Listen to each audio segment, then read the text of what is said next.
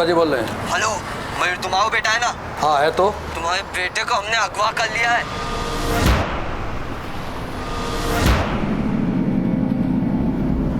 कौन बोले तुम? अगर अपने बेटे को जिंदा देखना चाहते हो ना तो जैसा कह रहे हैं वैसा करो, वरना।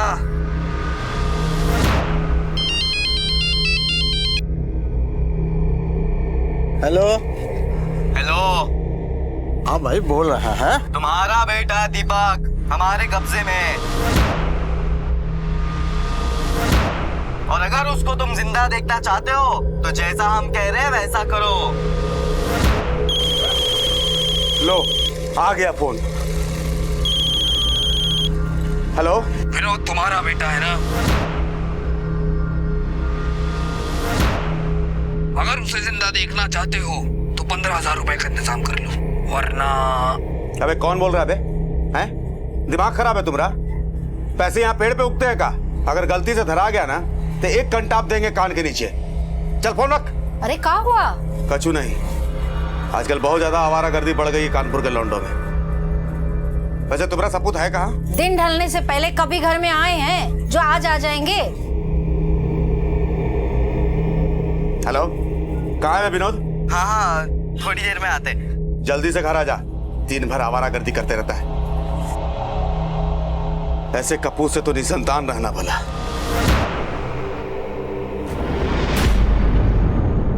अपहरण, धमकी और फिरौती। कानपुर शहर में 3 अलग अलग लोगों को लगभग एक ही वक्त पर एक ही जैसे फोन आते हैं। तीनों को एक ही संदेश, आपके बेटे का अपहरण हुआ है। क्यों हुआ था उनका अपहरण और कौन था इसका सूत्रधार? क्या वाकई कोई 15,000 जैसी मामूली रकम के लिए किसी का अपहरण कर सकता था? क्या विनोद के पिता सरजू को इसे गंभीरता से लेना चाहिए था? साहब, शाम के 5 बजे एक फोन आया रहा, कहा कि हमारा बच्चा उसके कब्जे में। हम फोन पे उसको छाड़ दिए। हमको लगा कौन मजाक कर रहा होगा हमारे साथ, फिर हम विनोद को फोन किए। कहाँ है विनोद? हाँ, थोड़ी देर में आते। जल्दी से घर आ जा, दिन भर आवारागर्दी करते रहता है। साहब रात के 12 बज गए लेकिन अभी तक आया नहीं। कोई फोटो है आपके बेटे की? हाँ साहब।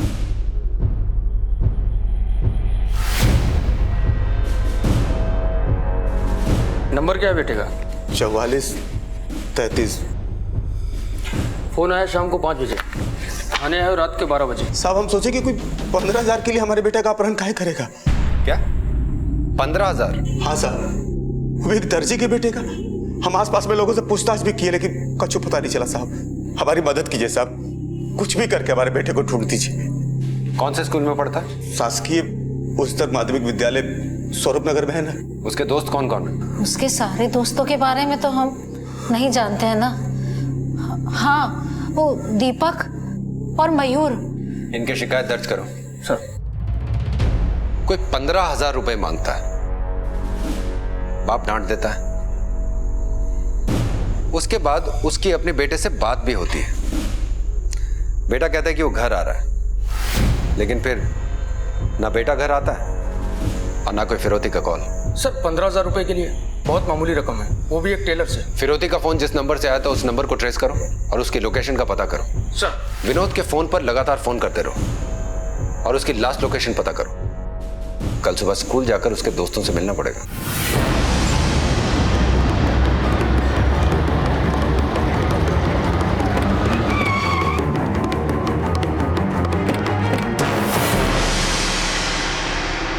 खुद भाग गया होगा विनोद और अपने बाप को परेशान कर रहा होगा। अरे एक नंबर का शैतान लड़का है वो, पहली कक्षा से जानते हैं हम उसको।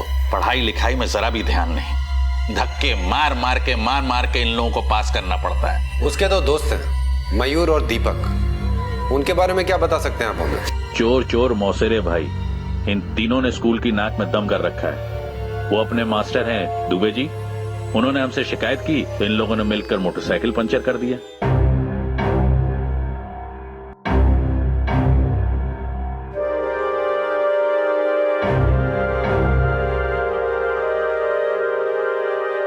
मानते हैं कि 15-16 साल की उम्र में लड़के शरारती होते हैं, लेकिन इनकी शरारतों का तो कोई अंत ही नहीं है।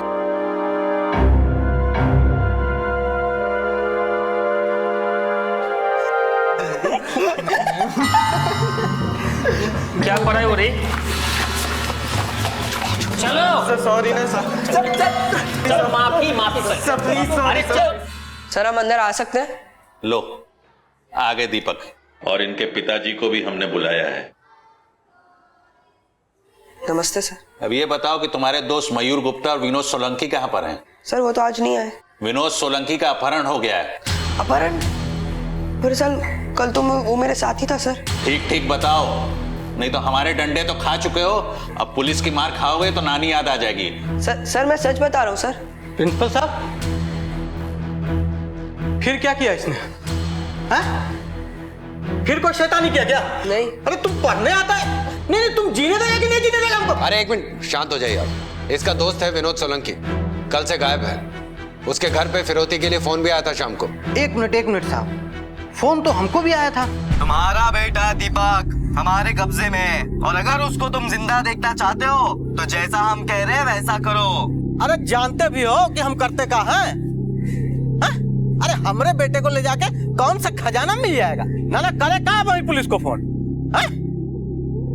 हाँ नंबर देख रहे हैं तुम्हारा मोबाइल में। हमको लगा कि कोई लौंडा मजाक कर रहा है, हमने दम देके हड़का दिया, झट से फोन रख दिया। दीपक भी चले आया शाम को तो हमने भी ध्यान नहीं दिया। कितने बजे आया था फोन? वही कुछ 5 सवा 5 हो रहा होगा।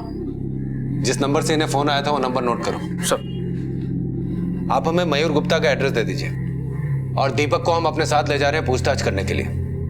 आपको भी हमारे साथ चलना होगा। शाम के करीब 5 बजे होंगे जब फिरौती के लिए फोन आया था।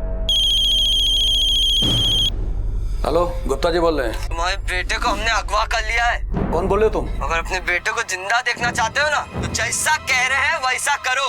आधे घंटे में 50,000 लेके पहुंच जाओ। अरे भैया 50,000 कहाँ से लाएंगे हम? जैसा कह रहे हैं वैसा करो, वरना। नहीं भैया नहीं, हमारे बेटे को कुछ मत करना। देखो हम कुछ ना कुछ करते हैं। भैया थोड़ा हमारे बेटे से बात तो कराओ, वो ठीक तो है ना? Hello hello hello hello. हम बहुत घबरा गए थे, जैसे तैसे करके 50,000 रुपए का इंतजाम किए और फिर फोन का राह देखने लगे। दोबारा फोन आया और वो बोला पुरानी जूता फैक्ट्री के पीछे दीवार के पास पैसे रख देना।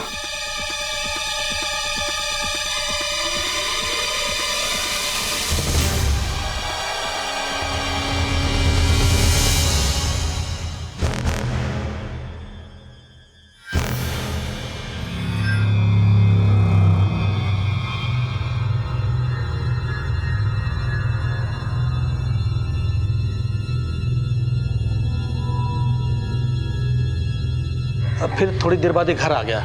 हम इसको पूछे कि कहाँ था, कौन लेके गया था, तो ये बोला कि दीपक के साथ था, इसका अपहरण नहीं हुआ था।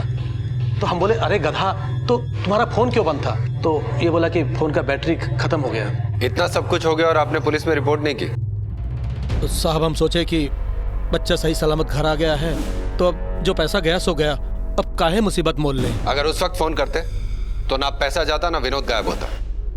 ऐसी बातों से मुजरिमों को बढ़ावा मिलता है। अब पुलिस स्टेशन आके रिपोर्ट दर्ज करवाइए आप, और इन दोनों को हमारे साथ चलना होगा। लेकिन पूछताछ करनी है इनसे। ये कहानी शुरू हुई थी एक 15 साल के लड़के विनोद के घर ना लौटने से, और अब पुलिस के सामने एक और पहलू आया था।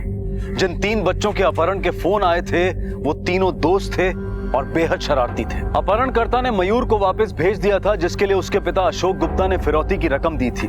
दूसरा बच्चा दीपक भी घर लौट आया था, हालांकि उसके पिता बंसी ने फिरौती की रकम नहीं दी थी। तो फिर तीसरा बच्चा विनोद अब तक घर क्यों नहीं लौटा था? क्या वो अपहरणकर्ता के पास ही था? आखिर मकसद क्या था और कौन था ये अपहरणकर्ता? अशोक गुप्ता अगर सही वक्त पर इस अपहरणकर्ता की जानकारी पुलिस को दे देते तो शायद विनोद भी आज अपने दोस्तों की तरह घर पर होता। शायद पुलिस विनोद की कुछ मदद कर पाती। सर मयूर, विनोद और दीपक ये तीनों दोस्त हैं। इनमें से हर एक के पिता को फिरौती के लिए फोन जाता है और रकम मांगी जाती है 15,000 और 50,000, जिसकी जितनी हैसियत। मतलब साफ है सर, इनमें से कोई है जो इन तीनों परिवारों को जानता है। अशोक गुप्ता ने फिरौती की रकम जहां पर रखी थी तुम वहां पर जाकर पूछताछ करो। मैं दीपक और मयूर से बात करता हूँ। सर तो तुम लोग हमेशा साथ में रहते हो? जी हाँ सर। कल शाम को भी साथ में थे?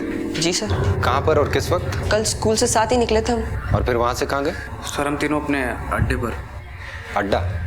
सर स्कूल के पीछे मंदिर है ना, तो वहाँ रोज तलैये पे जाके बैठते थे। कल शाम को जब तुम लोग वहां पर गए थे तो तुम्हारे साथ कौन कौन था वहां पर? हम, दीपक, विनोद और संजू भैया।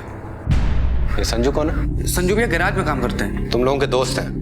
नहीं सर, हमारे दोस्त नहीं, विनोद के दोस्त हैं। और हमारे स्कूल को 5 साल पहले छोड़ भी चुके थे। लेकिन जो कहिए सर, संजू भैया हैं एक नंबर के जुगाड़ू।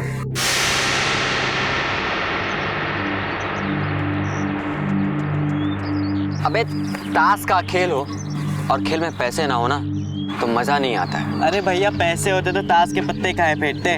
पिक्चर देखने नहीं जाते क्या?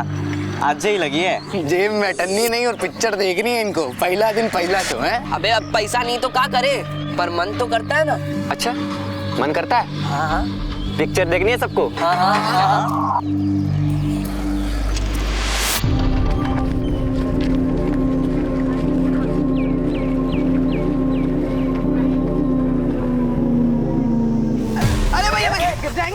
अरे तो गिर जाओ ना, इसमें क्या होता है? क्या कर रहे जाएंगे नीचे? भैया तुमने तो कमाल कर दिए, गुरु हो तुम, गुरु। इतने में तो पिक्चर भी हो जाएगी और हफ्ते भर की मौज मस्ती भी। मगर गुरु ये तो चोरी है ना, कभी पकड़ लिए गए तो? अबे तुम शांत रहो, डरपोक हो तुम। चलो भैया पिक्चर चलते हैं, लेकिन एक सिगरेट तो मार लेने दो। हमको दो सिगरेट। लो तुम भी पियो। घर जाके मार खानी है का? अरे एक कस में क्या होता है? मुंह से महक गई तो? तुम रहने दो। भैया माहिर थे पैसे बनाने में, एक से बढ़कर एक आइडिया पता नहीं उनके दिमाग में कहाँ से आते रहते थे। और विनोद भी उनके साथ मिलकर ऐसी जुगाड़े करने लगा था। बहुत भूख लगी है यार, समोसे खाने की इच्छा हो रही है, लेकिन साला जेब तो कल ही खाली हो गया था। संजू भैया तुम खिला दो, अब तो तुम कमाते भी हो। अबे हम कौन सा डेली हरा पत्ता कमाते हैं? आज हमारी भी जेब खाली है, अभी कुछ मत बोलो। अबे एक आइडिया है, लेकिन तुम लोग का ना हमारा साथ देना होगा बेटा। बताओ मंजूर है? हाँ मंजूर है। तो चलो फिर, चलो आजा। हाँ तो लिया। समोसा 5 रुपया भैया, एक समोसा है 5 रुपए का, और तो 1000 का हुआ 5000। और ये बर्फी दे रहे 200 रुपया किलो। बगल वाली दुकान में रेट कम था ना? हाँ वहाँ तो 4.5 में राजी था, और बर्फी का तो 2.25 बोला था ना। हाँ यहाँ रेट बहुत ज्यादा है। चलो यहाँ से। अरे भैया भैया रुको तो सही, कितना समोसा चाहिए? पूरा 1000। कल इनके स्कूल में फंक्शन है, मास्टर जी कहे हैं कि आसपास के जितने भी हलवाई की दुकान है जाकर भाव पता कर लो, जहाँ पे अच्छा लगे ले लेंगे। लेकिन भैया आपके दुकान पे ना भाव बहुत ज्यादा है। चलो चलो चलो यहाँ। अरे भैया रुको तो सही, अंदर आओ, आजा अंदर आओ। भाव की क्या बात है? जो तुम लोगों को अच्छा लगे दे देना। लेकिन अंकल ऐसा ना हो कि भाव तो कम कर दिए तो समोसे के अंदर का मसाला भी कम कर दो। क्या बात कर रहे हो तुम लोग? मसाला कम कर देंगे तो तुम लोग दोबारा दुकान पे आओगे क्या? बोलो। तुम लोग तो बस एक बार समोसा को चखो, ऐसा समोसा पूरे कानपुर में कहीं नहीं मिलेगा।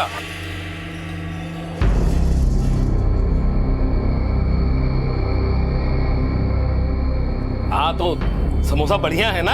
हैं? चखने के पैसे नहीं लूंगा मैं। हैं? हाँ बिल्कुल चिंता ना करो, बस एक काम करना, ये ऑर्डर पक्का करवा देना। हाँ हाँ मास्टर जी जैसे ही बोलेंगे हम तुरंत आ जाएंगे।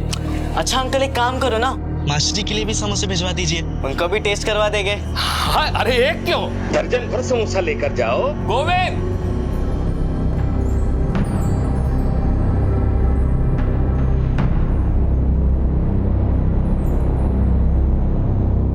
विनोद और संजू भैया दोनों का दिमाग ऐसा चलता था सर कि पूछिए मत। अच्छा अगर वो लोग ऐसे थे तो तुम लोग कौन से भोले भंडारी हो? वो आइडिया लेकर आते थे तो मस्ती तुम लोग भी करते थे ना? नहीं सर हम तो उसे समझाते थे कि चोरी करना गलत बात है, पर वो मानता ही नहीं था। अच्छा इस विनोद से तुम लोग आखिरी बार कब मिले थे? सर कल शाम को अपने अड्डे पर तलैया के किनारे।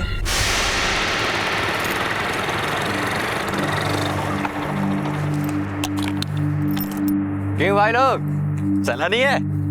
भैया हमारे पास तो लाइसेंस नहीं है, हम कैसे चला सकते हैं? अरे जब तक लाइसेंस का इंतजार करेंगे तब तक मोटरसाइकिल थोड़ी रहेगी हमारे पास। और वैसे भी संजू भैया सर्विसिंग के बाद गाड़ी निकाले, एक राउंड ले लो। नहीं हम नहीं चलाएंगे।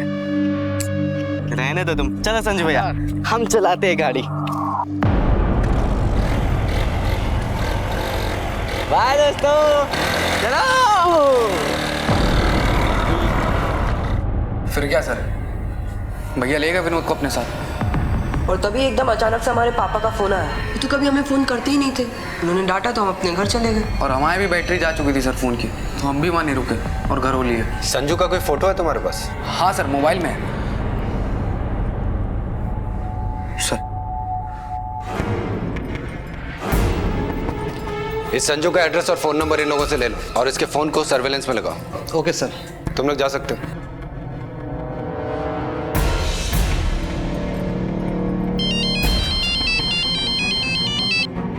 हाँ यादव बोलो। सर उस बाइक का सीसीटीवी फुटेज मिल गया है।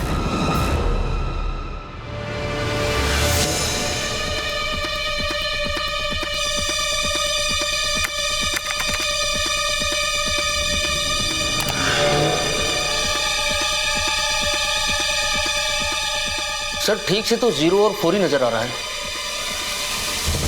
आरटीओ से इस कलर के सारे मोटरसाइकिल्स के रजिस्ट्रेशन डिटेल्स निकलवाओ जिनका नंबर 04 में एंड होता है।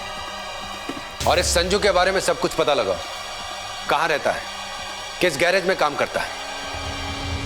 इस विनोद का भी अभी तक कुछ पता नहीं चला है। और ये विनोद आखिरी बार संजू के साथ दिखाई दिया था। सर हो सकता है कि विनोद को संजू ने कहीं छुपा रखा हो। यह भी तो हो सकता है कि विनोद संजू के साथ उसके प्लान में शामिल हो और फरार हो गया। लेकिन सर विनोद की जान को खतरा भी हो सकता है। दोनों के फोन अब भी स्विच ऑफ आ रहे हैं। और सर ये मयूर और दीपक का क्या करना है? वो दोनों भी शक के दायरे में हैं। नजर रखो दोनों पर। सर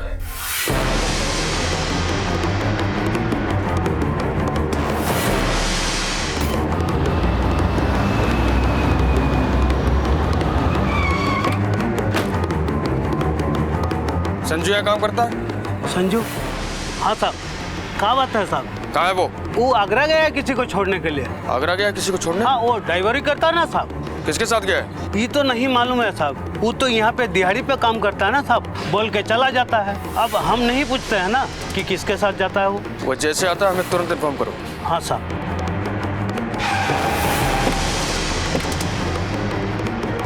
सर संजू का फोन स्विच ऑफ है। अड़ोस पड़ोस से पता चला कि उसका कोई भी नहीं है। माँ बाप का भी कुछ पता नहीं है सर। आगरा गया किसी फैमिली के साथ। दीपक और मयूर की आखिरी कॉल लोकेशन के बारे में कुछ पता चला? सर दोनों उस वक्त तालाब पे ही थे।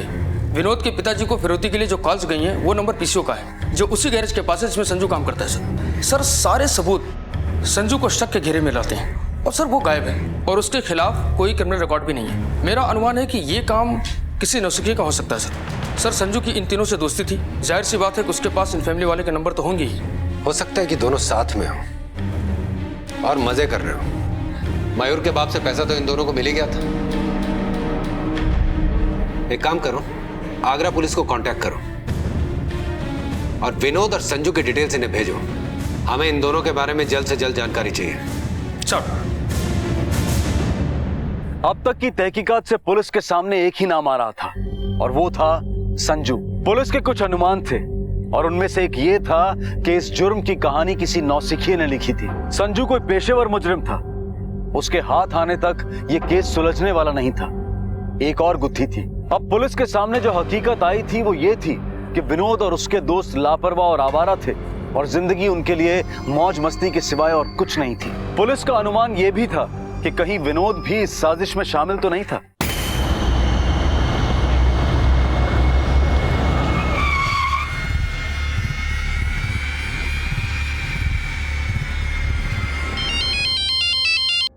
सर आगरा कोतवाली से एसआई त्यागी बोल रहे हैं। आपने जिस लड़के की फोटो भेजी थी वो हमारे पास है। भिजवा रहे उसे कानपुर। ठीक है।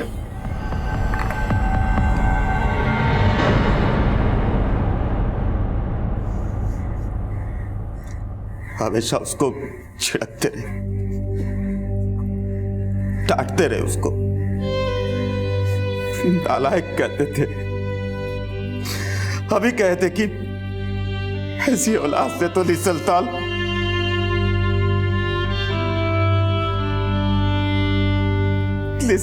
वाला अच्छा। सुन ली ऊपर वाले ने मेरी बात सुन ली। कहा सोचे थे कि हमारा बात मेरे पर उलट जाएगा, कर दिया आप गोली सुल्तान। सर हमें शक था कि विनोद भी शामिल है, लेकिन अब तो हमें उसकी लाश मिल चुकी है। 3 लोगों को फिरौती के फोन आए, 2 ने डांट के फोन काट दिया, 1 ने फिरौती के पैसे दिए और उसका बेटा वापस आ गया। वापस नहीं आया तो विनोद, और उसकी हमें लाश मिली है। सर विनोद के दोस्तों के मुताबिक संजू विनोद का दोस्त था। संजू आ रहा है आगरा से, अब वही सुनाएगा हमें पूरी कहानी।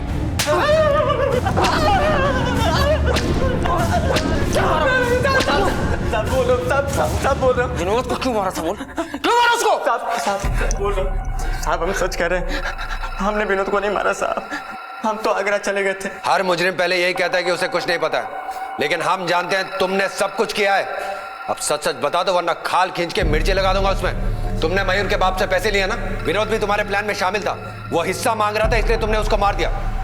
हाँ, ये सारी तुम्हारी प्लानिंग थी। कौन सा प्लानिंग, कौन सा पैसा साहब, हमें कुछ समझ में नहीं आ रहा। वो 1 नंबर का फट्टू था। विनोद और संजू भैया दोनों का दिमाग ऐसा चलता था सर कि पूछिए मत। अगर वो लोग ऐसे थे तो तुम लोग कौन से भोले भंडारी हो? वो आइडिया लेकर आते थे तो मस्ती तुम लोग भी करते थे ना। नहीं सर हम तो उसे समझाते थे कि चोरी करना गलत बात है, पर वो मानता ही नहीं था। क्या मतलब है तुम्हारा? फट्टू से क्या मतलब है? मतलब ये साहब कि विनोद 1 नंबर का डरपोक था, उसको सब चीज फ्री में चाहिए। साहब मेहनत हम मयूर और दीपक करते थे, वो बस मजाक करता था उन दोनों के साथ। अबे पैसा नहीं है रोते रहते हो तुम। अबे कोई भी गाड़ी के पहिए निकाल के बेच देते हैं। क्यों भैया, इतने बड़े मैकेनिक हो यार तुम। अरे यार ये तो बढ़िया आइडिया है, जैक पाना की व्यवस्था हम कर देंगे। अबे क्या बात कर रहे हो यार तुम, पकड़े गए ना तो पटक पटक के मारे जाएंगे। अबे छोड़ो ना यार, कैसे पकड़े जाएंगे? और कोई पकड़ने आ भी गया तो तुरंत वहां से भाग लेंगे। नहीं यार, हमको नहीं करना। अबे यार बड़े डरपोक हो तुम। चलो भैया काम करते हैं।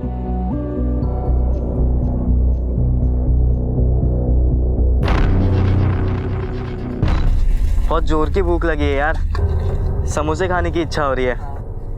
संजू भैया कुछ खिला दो ना। अबे हम कौन सा डेली डेली हरा पत्ता कमाते हैं? अभी हमारी जेब खाली है, अभी कुछ मत बोलो।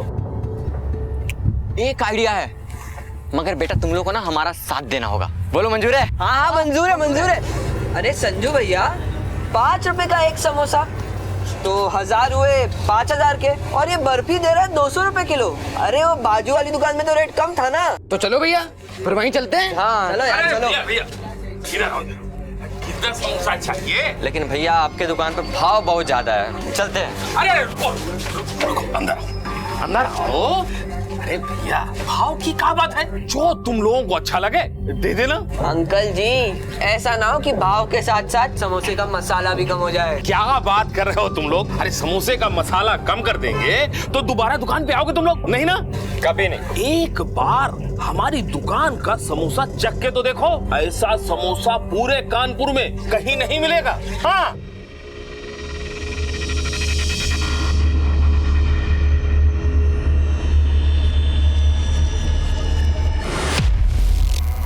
अरे खाना पे जगेंगे नहीं तो ऑर्डर कैसे देंगे? ओपन समोसे खराब निकले तो मास्टर जी हम ही कंटा मारेंगे।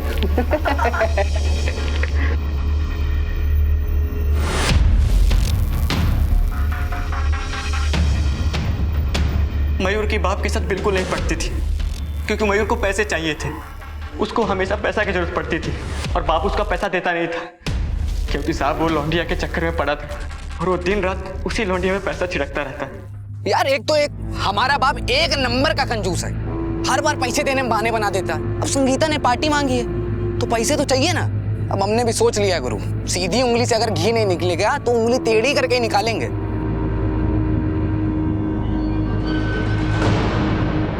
माँ की पायल संगीता के लिए। अपने ही घर में चोरी, पाप लगेगा तुझे। छोड़ो ना यार, सब कौन देखता है पापा। और अगर पता चल गया तो खा लेंगे दोनों गालों में चमाट संगीता के लिए। उस दिन तुम विनोद को अपने साथ बाइक पे लेकर गए थे, कहाँ छोड़ा था तुमने उसको? साहब हम एक चक्कर लगा के उसको हम अड्डे पे छोड़ दिए थे। विनोद को बिल्कुल शौक नहीं था बाइक चलाने का, वो बस पीछे बैठता था। लेकिन हाँ, मयूर और दीपक हमेशा मेरे पीछे लगे रहते थे कि मुझे बाइक दे दो। लेकिन साहब अपने पैर पे कौन कुल्हाड़ी मारेगा, एक तो उनके पास लाइसेंस नहीं और बाइक तो ऐसे चलाते थे जैसे धूम 3 के हीरो। साहब हम सच कह रहे हैं, विनोद को मैंने उस कैटे पे छोड़कर मैं मोटरसाइकिल डिलीवरी के लिए चला गया था। संजू भैया, तुम ऐसे कस्टमर्स की बाइक चलाते हो, तुमको डर नहीं लगता कि कभी पकड़े गए तो? तुम्हारी यही बात ना कभी कभी मुझे बहुत गुस्सा दिलाती है। जब देखो तब ज्ञानी देते रहते हो। अरे मजाक करने के लिए थोड़ी ना बाइक चलाते हैं, सर्विसिंग करके चेक करते हैं कि उसका कंडीशन सही है या नहीं। वैसे एक बात कहें, तुम्हारी बात सुनकर ना पहले बहुत गुस्सा आता है, इसके बाद एहसास होता है कि नहीं तुम सही हो गुरु, जो गलत है सो गलत है। आजकल हम गलत काम करते करते भी रुक जाते हैं। तुम मयूर और दीपक को क्यों नहीं समझाते हो, शायद तुम्हारी बात माने हो। संजू भाई, मयूर और दीपक हमारी बात कभी नहीं मानेंगे। ये भी सही कह रहे हो। उन ससुरों का ना लक्षण कुछ ठीक नहीं है, देखना एक दिन कभी ना कभी कांड कर देंगे। तुम उनके साथ टाइम पास क्यों कर रहे हो, उनका साथ छोड़ दो। संजू भैया, हमारी पहली कक्षा के दोस्त है वो लोग, और अभी हमें भी उनका साथ अच्छा लगता है। लेकिन एक बात तो तय, हम बड़े होकर हमारे पापा के काम में हाथ बटाएंगे, उनकी मदद करेंगे और उनको है ना कभी कपड़े सीने नहीं देंगे। चलो जो तुम्हें ठीक लगे। अच्छा, हम बाइक डिलीवरी करने जाना है, तुम चलो, तुम्हें हम छोड़ देते हैं, आ जाओ। ठीक है भैया। हमने विनोद को नहीं मारा। एक ही घटना के अब दो अलग अलग चित्र पुलिस के सामने थे। एक जो मयूर और दीपक ने बयां किया था और दूसरा वो जो संजू ने बयां किया था। किसका बयां सच था, कौन झूठ बोल रहा था, मयूर और दीपक या फिर संजू? सर, शर्मा फैमिली से कांटेक्ट हुआ है। संजू उस शाम से ही उनके साथ था। वो लोग 4:30 बजे आगरा के लिए निकल गए थे। सर, आरटीओ डिपार्टमेंट से इन्फॉर्मेशन आई है। उन्होंने कुल 4332 मोटरसाइकिल्स के नंबर निकाले हैं, जिनका आखिरी नंबर 04 है। वो डिटेल्स मेल कर रहे हैं सर।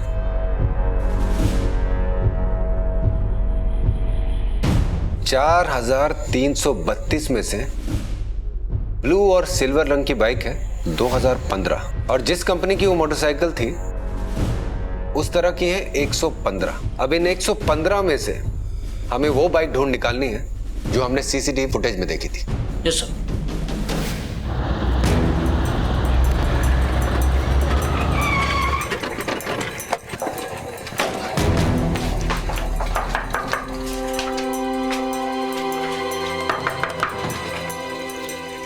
आपके घर की तलाशी लेनी है, देखो चेक करो सब।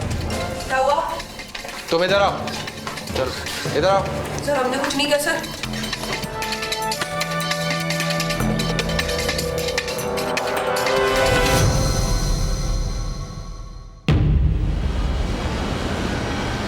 वहां देखो। सर, ये देखिए, इसके बैंक से पैसे मिले। यादव, ये एड्रेस देखो, ये एड्रेस तो दीपक के पास वाले घर का है। सर, हमने कुछ नहीं किया सर। अम्मा, हम सोच के हमें ये पता चल गया कि तुम कौन सी बाइक लेके ये फिरौती के पैसे लेने गए थे। सामने वाले घर की बाइक थी वो, और तुम्हारे साथ मयूर भी था, है ना?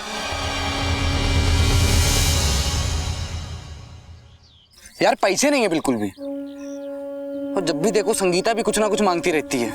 तुमने ना यार लौंडिया को एकदम सिर पे चढ़ा रखा है। गुरु तुम समझोगे नहीं, छूती है तो मानो करंट सा लगता है। हमने भी एक बार लौंडिया का हाथ पकड़ा था, हमें भी लगा था करंट, लेकिन कंटाप वाला। अब उंगली पकड़ा रही है और तुम सीधा से लपक के हाथ पकड़ लोगे तो सीधा गाल पे कंटाप ही खाओगे ना। अबे हमारे नजर में भी एक लौंडिया है। कौन? अबे वो सुमन। अबे उसका बाप गुंडा है, तुम्हारे चक्कर में हमें भी हाउ हाउ के पे लेगा। अबे यार तुमने तो बिल्कुल डरा दिया हमें। ये सब बात छोड़ो यार, ये सोचो पैसा कहाँ से निकालें, और छोटे हाथ मारने से कुछ नहीं होगा, अब बड़ा ही हाथ मारना पड़ेगा। पर करोगे कहाँ? अपहरण में बहुत पैसा है, हम पढ़े हैं।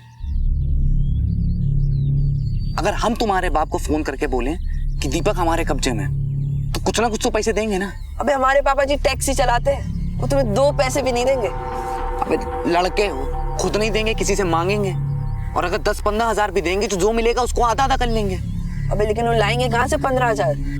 सोचो, अगर एक फोन तुम्हारे बाबूजी को, एक विनोद के और एक हमारे, अगर एक के घर से भी 15,000 आता है तो कुल आए 45,000। तीनों मिलके आधा आधा बांट सकते हैं। और इसमें बुराई क्या है? घर का पैसा घर में है तो लौंडे ना, आप उनसे नहीं लेंगे तो किससे लेंगे?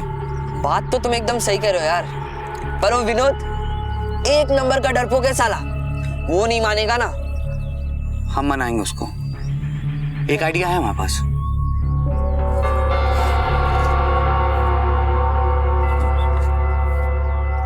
अबे क्या हुआ, मोटरसाइकिल सीख ली तूने?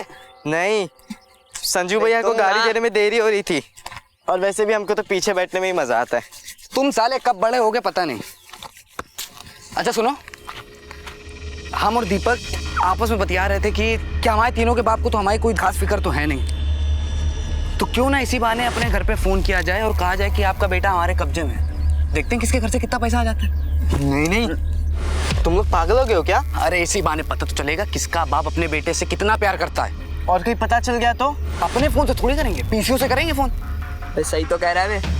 नहीं यार, मुझे डर लग रहा है। अबे कछु नहीं होगा बे, अबे हम दोनों तो है ना तुम्हारे साथ।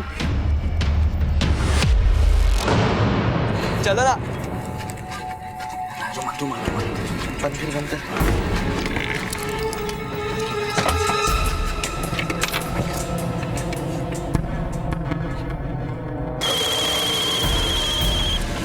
हेलो विनोद, तुम्हारा बेटा है ना, अगर उसे जिंदा देखना चाहते हो तो 15,000 रुपए का इंतजाम कर लो, वरना। दिमाग खराब है तुम्हारा? पैसे यहाँ पेड़ पे उगते हैं का? अगर गलती से धरा गया ना तो एक कंटाप देंगे कान के नीचे। चल फोन रख। अबे क्या हुआ बे? गरिया रहे हैं तुम्हारा बाप। तुम करो, मैं दीपक के घर पे कॉल करता।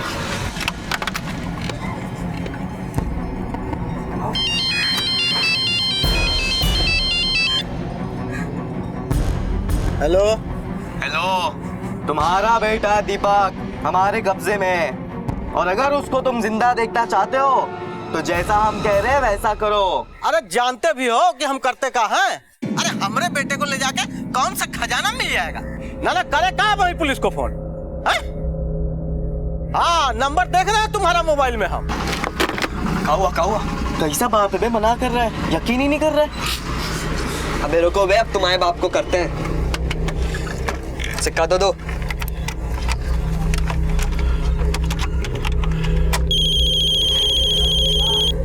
हेलो, गुप्ता जी बोल रहे हैं? मयूर तुम्हारा बेटा है ना? हाँ है। तो तुम्हारे बेटे को हमने अगवा कर लिया है। कौन बोल रहे हो तुम? अगर अपने बेटे को जिंदा देखना चाहते हो ना तो जैसा कह रहे हैं वैसा करो, आधे घंटे में 50,000 लेके पहुंच जाओ, वरना। नहीं भाई नहीं, हमारे बेटे को कुछ मत करना। देखो हम कुछ ना कुछ करते हैं भैया, थोड़ा हमारे बेटे से बात तो कराओ। मान गया। अबे मयूर, तुम्हारे पापा तो पैसे देने के लिए मान गए। हमारे पापा को तो हमारी फिक्र ही नहीं है। एक मिनट, पापा को कॉल। हेलो। हाँ पापा। जल्दी से घर आ जा, दिन भर आवारागर्दी करते रहता है। हाँ, थोड़ी देर में आते। क्या हुआ बे? हमारे पापा ने डांट कर घर पे बुला दिया, लेकिन अब हमें एक बात तो पता चल गई है कि पापा को हमसे ज्यादा पैसे प्यारे। हमारे पापा ने भी हमको ठेंगा दिखा दिया, पर मयूर तुम्हारे पापा मान गए। हाँ, मतलब तुम्हारे पापा तुमसे बहुत ज्यादा प्यार करते और तुम उनको हमेशा गलत समझते हो। ये गलत गया भाड़ में। विनोद, हमारे पापा हमारे लिए 50,000 रुपए देने मान गए। सोचो। क्या बोलते हो मयूर, ले लेते पैसे? हाँ, वैसे भी 5-5 रुपए के रुलाते हैं, और बाप हमारे हैं तो 30,000 हमारे, बाकी 10,000 तुम लोग बांट लो। अब क्या है ना, क्योंकि संगीता के भी खर्चे बहुत हैं। नहीं, ये गलत है। तीनों में हिस्सा बराबर बटेगा। बाप तुम्हारे तैयार हुए हैं? हमारे बाप ने बोला है पैसे देने को, तो 30 हमारे, बाकी 10,000 तुम लोग आपस में अपना बांट लो। रुको, तुम पागल हो क्या? अपने बाप से फिरौती लोगे, और कल को पकड़े गए ना तो पुलिस के डंडे पड़ेंगे। अब बहुत हो गया मजाक। हम जा रहे घर, और घर जाकर हमारे पापा को सब कुछ सच बता देंगे, और हाँ, तुम्हारे पापा को भी। पागल हो गए क्या? जब हमें अपने बाप से पैसे लेने में डर नहीं लग रहा है तो तुम क्या डरा रहे हो? अबे, और वैसे भी काहे पकड़े जाएंगे जब हम तीनों कुछ बोलेंगे नहीं। नहीं, हमको डर लग रहा है। इसमें ना वो पुलिस का चक्कर होगा, हम बताए दे रहे हैं। हम नहीं होने देंगे विनोद। हम फोन लगा रहे हैं अभी। अरे हम तुमसे बोले कुछ नहीं होगा यार। हमको फोन लगाने का। मेरी बात पे यकीन करो विनोद। हम फोन कर देंगे। नहीं बोलेगा, हम फोन कर रहे हैं तुमसे।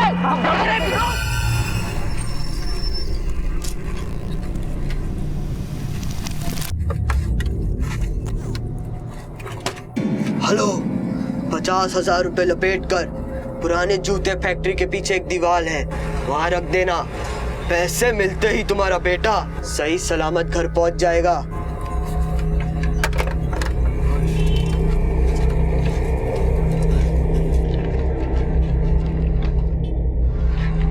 अबे सुनो, पैसे लेने कौन जाएगा बे? अबे चिल्लाओ मत, धीरे बोलो। पैसे लेने कौन जाएगा?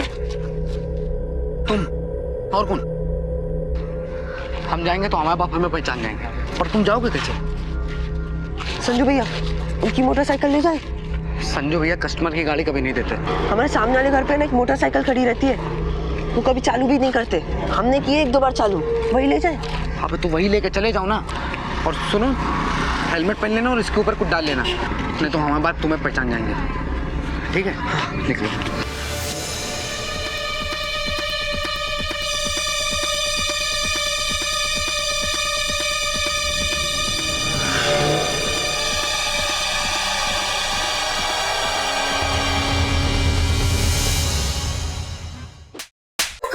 तुमने माफ कर दी है, माफ कर दी।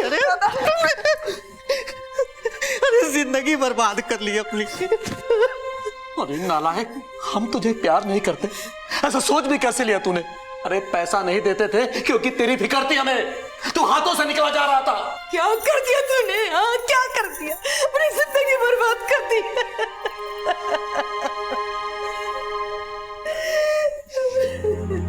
सिर्फ अबले अपना बच्चा नहीं खोया, आज इन सबले अपना बच्चा खो दिया।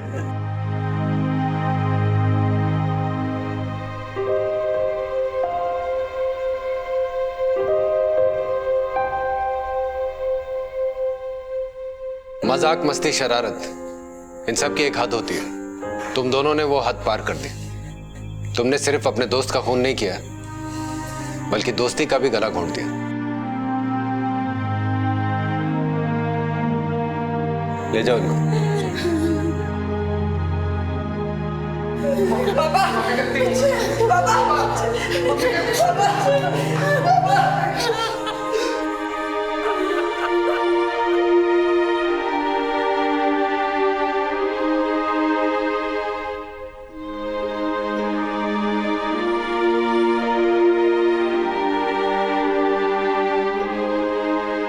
कानपुर पुलिस ने कड़ी मेहनत और अपनी सूझबूझ से इस केस को बहुत जल्द सुलझा लिया। मुजरिम पेशेवर नहीं बल्कि नौसिखिए थे। वो दोनों ही टीनेज यानी कि किशोर अवस्था में थे। मयूर और दीपक इस जुर्म के सूत्रधार थे। ये जुर्म शुरू हुआ था एक खेल की तरह, और खेल ही खेल में 2 टीनेज बच्चों ने अपने एक दोस्त की जान ले ली। टीनेज या किशोर अवस्था, जिसमें वो ना बच्चे होते हैं ना बड़े।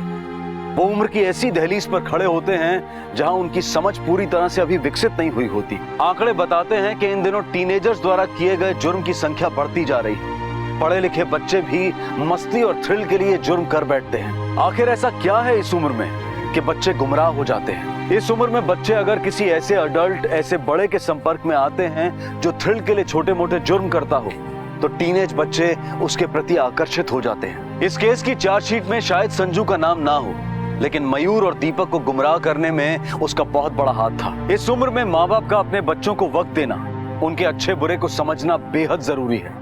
इस केस में भी अगर माँ बाप और बच्चों के बीच में ऐसा संवाद, ऐसा कम्युनिकेशन हुआ होता, तो शायद ये जुर्म होता ही नहीं।